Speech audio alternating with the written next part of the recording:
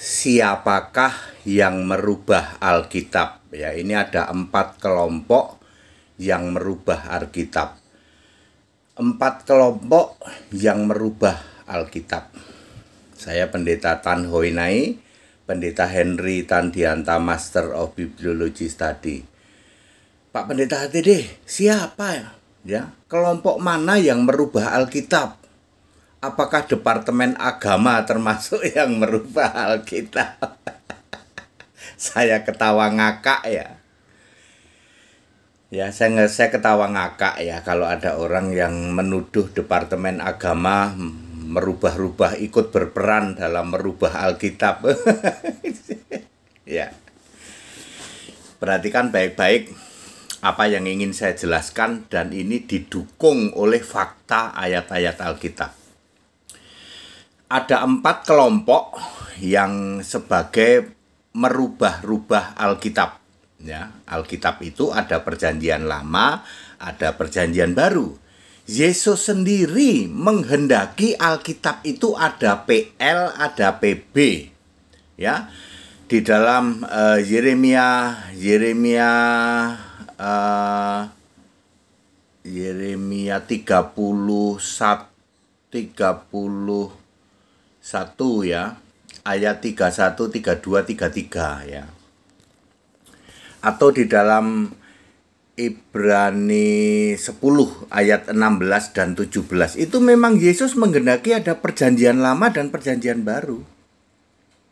Ya. Jadi Alkitabnya orang Kristen ada PL, ada PB. Itu dari Yesus, Pak. Ya, dari Yesus. Ditulis oleh penulis-penulis Alkitab.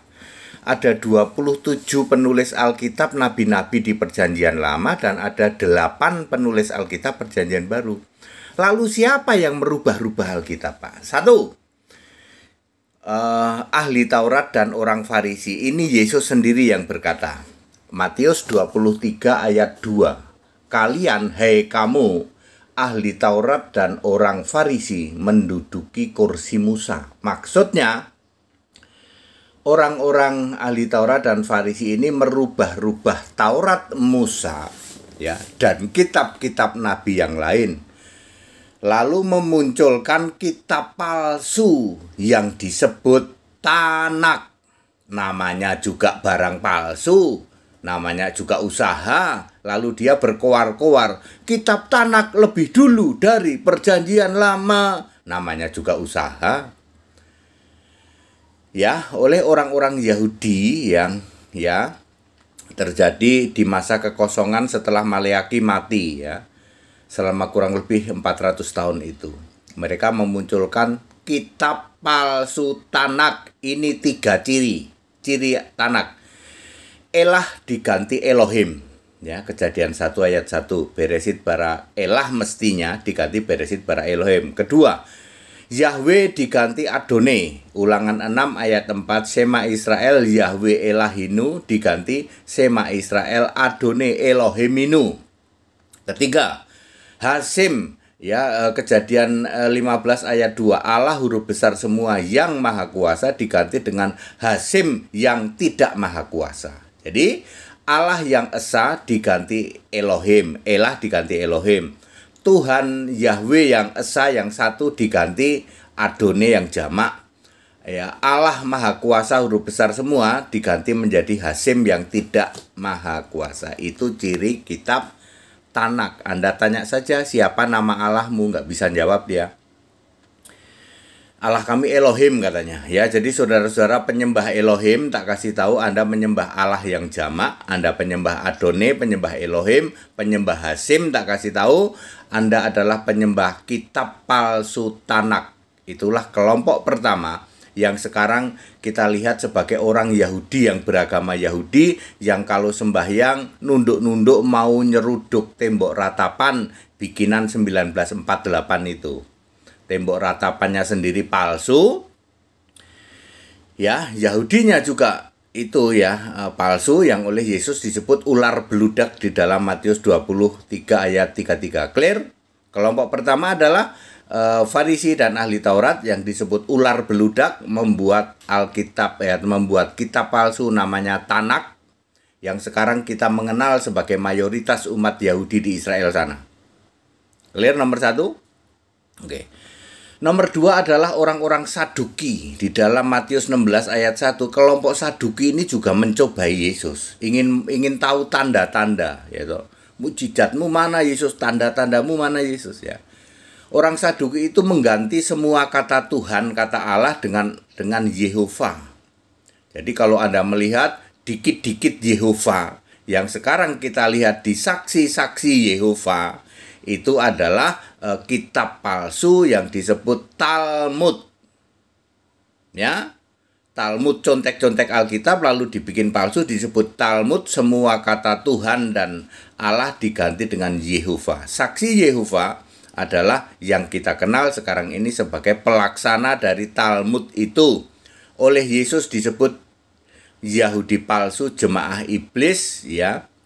Tentu saja masuk neraka. Wahyu 2 ayat 9, Wahyu 3 ayat 9. Jadi clear, kalau Anda melihat di luar sana Allahmu siapa? Yehova. Oh, itu berarti Talmud, orang Saduki.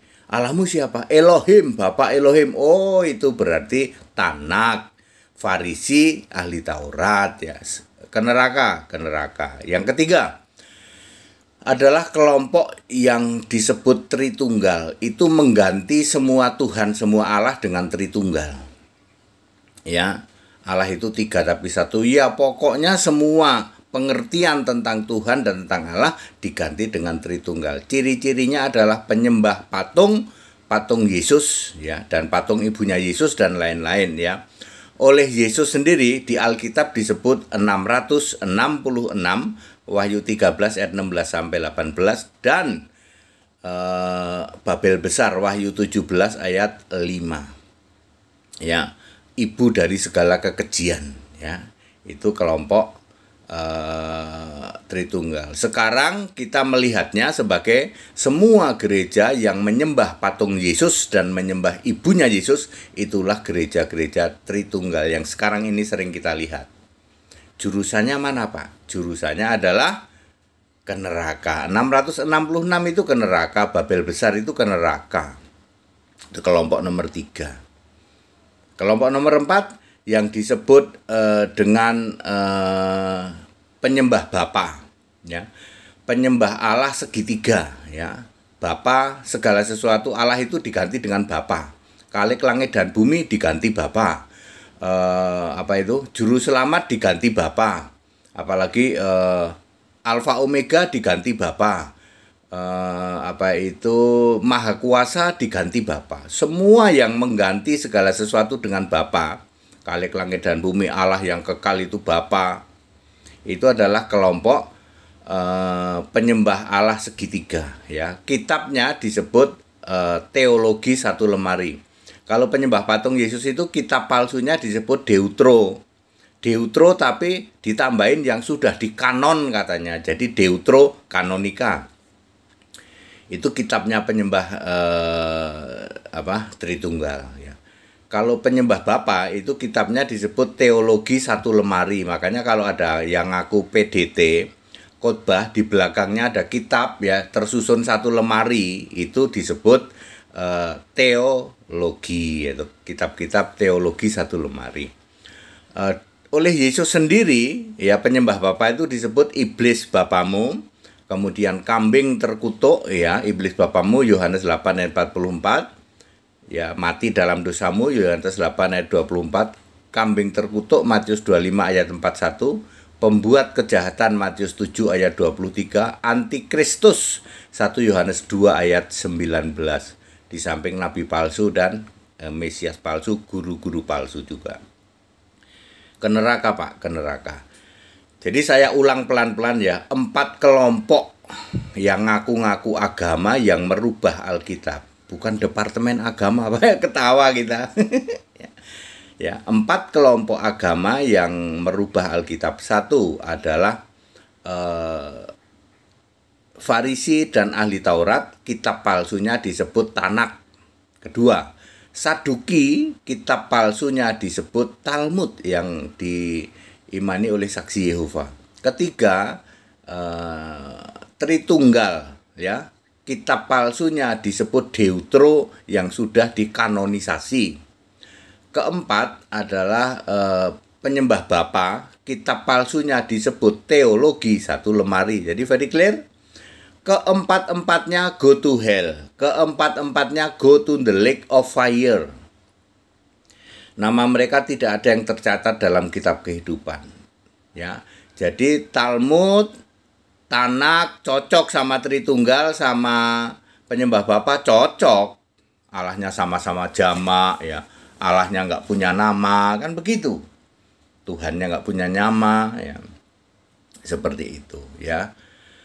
Ya, jadi clear ya. Jadi yang suka mengira ya Departemen Agama ikut berperan di dalam merubah-rubah Alkitab 100% salah. Saya kasih tahu, yang merubah-rubah Alkitab itu ya kalian sendiri itu. Ya, kalian sendiri, para penyembah bapa, para penyembah patung Yesus, ya, kemudian para saksi Yehova dan para penyembah Elohim. Jadi kalau kamu ketemu Allah kami Elohim, Elohim, Bapak Elohim, Allah Elohim, itu Tanak itu. Ya, dia yang merubah-rubah Alkitab, iya, biangnya itu.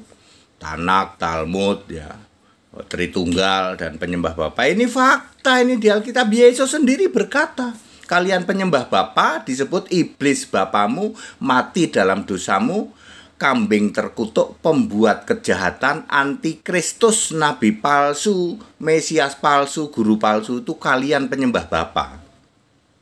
Kalian penyembah patung Yesus disebut 666 Babel besar, ibu segala kekejian. Kalian penyembah Yehova, kalian disebut Yahudi palsu, jemaah iblis. Kalian penyembah Elohim disebut ular beludak. Clear? Very, very clear. Kita Indonesia, kita Pancasila, jangan nuduh-nuduh ya.